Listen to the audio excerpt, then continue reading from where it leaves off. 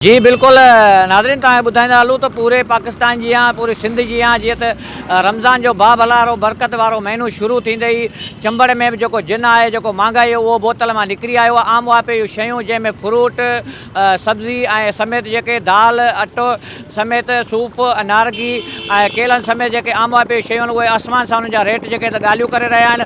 ऐं जेको रोज़ेदार आहिनि उहे सहरी ऐं इफ़्तारी जेके आहिनि ग़रीब मज़दूर माण्हू जंहिंजी जेको पूरे जेको 500 रुपया मज़दूरी कमाए थो उन लाइ रोज़ो रखणु तमामु जेको त मुश्किल बणिजी वियो आहे। इन हवाले सां हिते जेको तव्हांखे इहो ॿुधाईंदो हलां त DC टंडोलियार या AC चंबड़ या मुख़्तियारकार पारां के बि जेके सो इक़्तिदाम न कया आहिनि। हिते हथ ठोकिया रेट वठी ऐं ग़रीब आवाम खे ॿिन्ही हथनि सां फुरियो पियो वञे।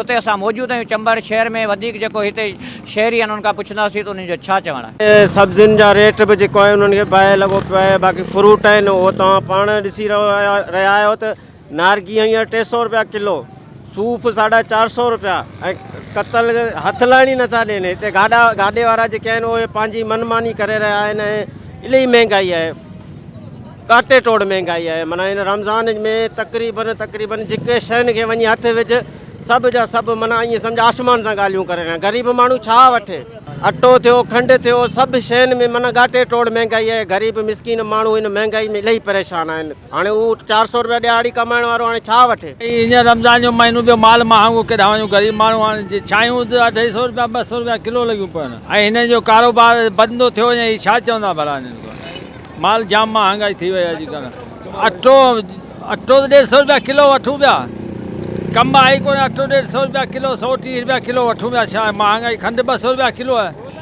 रोज़ा रख मिली 300 रुपया करियूं पियो। छा करूं रोज़ा छा मजबूरी आहे, पोइ रखना पवंदा। छा करूं भला। इन्होंने बहुत महंगाई कर रखी है। रमजान लगा पड़ा है, कोई सस्ताई करे भाई, गरीब बंदा कहाँ से लाएगा। इन वक्त असां चंबड़ में मौजूद आहियूं सर। हिते फ्रूट भाॼी सभु शइ महांगी लॻी पई आहे। ग़रीब माण्हू सख़्तु परेशान आहे। असां आला अमलदारनि खे अपील था करियूं इन ते कुझु इंक्वायरी करी वञे ऐं कंहिं ग़रीब खे सवलो सामान रिलीफ ॾिनो वञे। महांगाई जेको जिन चवंदा क़ाबू थी वियो आहे उहो बेक़ाबू थी वियो आहे, क़ाबू न आहे। 50 रुपया डज़न केला मिलण वारा हींअर 200 रुपया डज़न मिलनि पिया। नारगी 100 रुपया मिलण वारी हींअर 300 रुपया मिले पई। ग़रीब माण्हू रोज़े वारो पंहिंजो छा थो करे सघे। महिरबानी करे रेट सही कया वञनि। महंगाई एतिरी आहे जो सूफ़ साम्हूं पिया तो ॾिसी वियो 500 रुपया किलो आहे। जेको 500 रुपया दिहाड़ी कमाए थो उहो रोज़ जा कहिड़ो सामान वठे।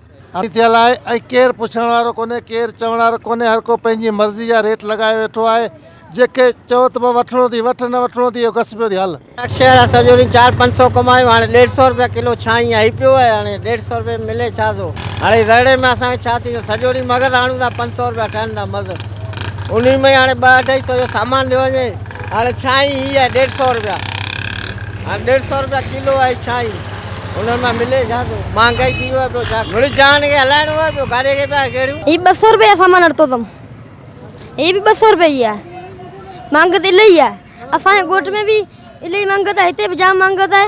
रोज़ेदार रोज़ो नथा खोले सघनि अहिड़े हिसाब सां मांगत जे हिसाब सां। रमज़ान जो महीनो आहे, ग़रीबनि लाइ को सस्ताई थी वञे। ऐं सभु टमाटा हींअर 200 रुपया किलो, हर शइ फ्रूट सभु महांगो। यार नाजाइज़ आहे ॾाढो। 200 रुपया हाणे 500 रुपया किथां हाणे। हा न, ग़रीब लाइ त वॾो मसइलो थी वियो न। हर शइ महांगी लॻी पई आहे ऐं पेट्रोल महांगो आहे ऐं जेका शइ वठि उहा हर शइ महांगी लॻी पई आहे। ऐं सेव वठण आया आहियूं, समोसा वठण आया आहियूं। समोसा हिकिड़ो समोसो रुपए जो ईअं 30 रुपया पियो मिले। इहे थो करे सघे यार, असीं पाणी कोन था करे सघूं और मिड़ी थो वेले टालणो। असीं पेती 1100, हाणे असांखे मिले बि 1500।